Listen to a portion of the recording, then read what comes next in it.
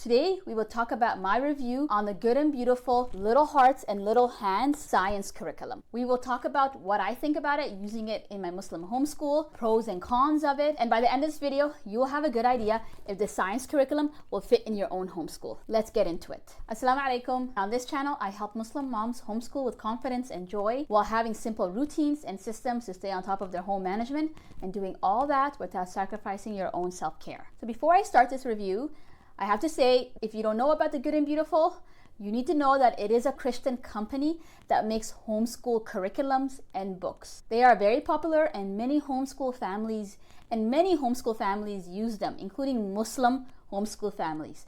But as Muslims, before we use any Christian products or curriculums, we always have to do our due diligence to vet it, to make sure it's appropriate for us and we can use it and it doesn't go against our belief system. So if you're interested in my opinion on the Good and Beautiful homeschool curriculums and if Muslim families should use it, check out the video on the screen right now where I break down exactly what the Good and Beautiful is and my opinion on it. But I personally do recommend using the Good and Beautiful with extra vetting, extra checking and vetting from you as the mom.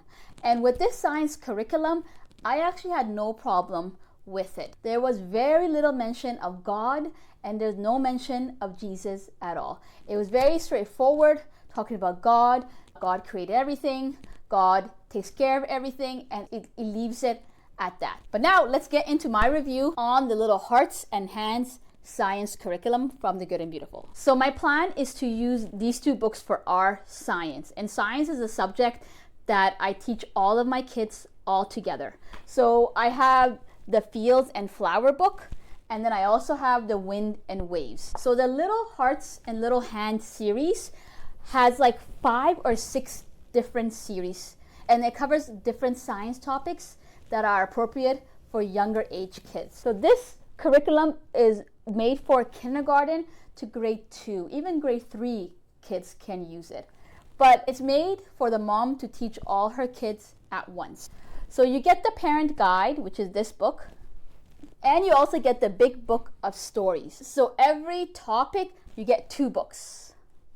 And so with the parent guide, the reason why I love the series is that it is so simple to use because it's scripted. Literally, you open the book and you start teaching right away.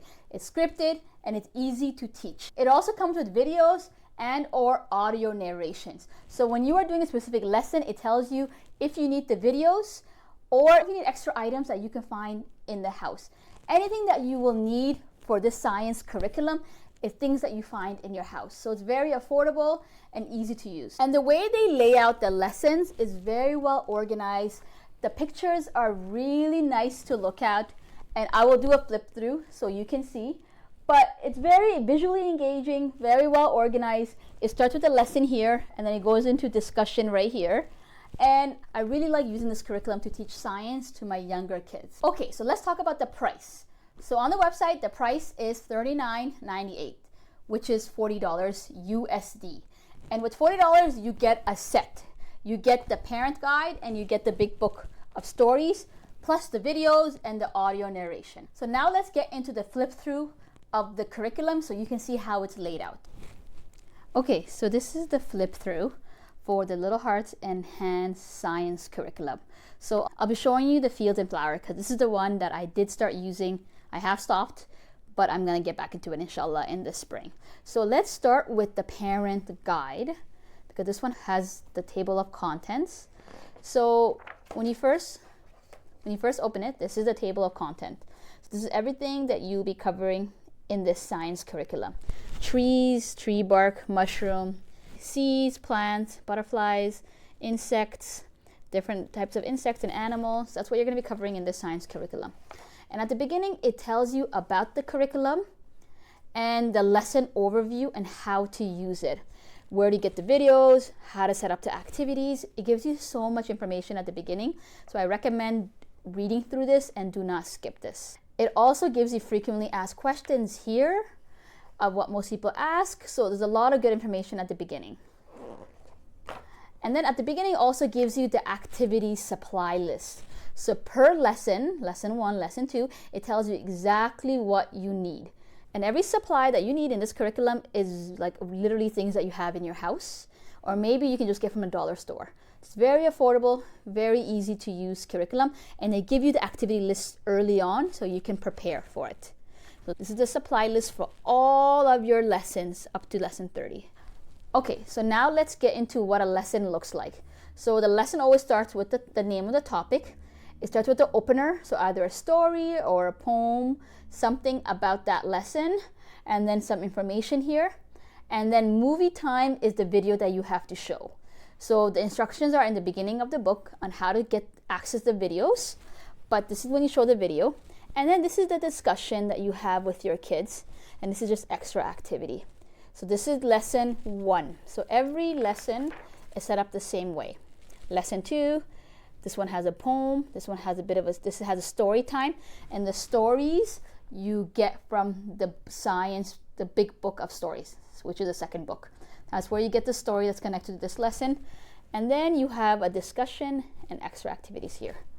So I hope that has helped for you to see how it looks inside and to see if this is a good fit for your family for a science curriculum. Okay, so now we are going to talk about the strengths and weaknesses of the science curriculum based on my opinion. So let's start with strength.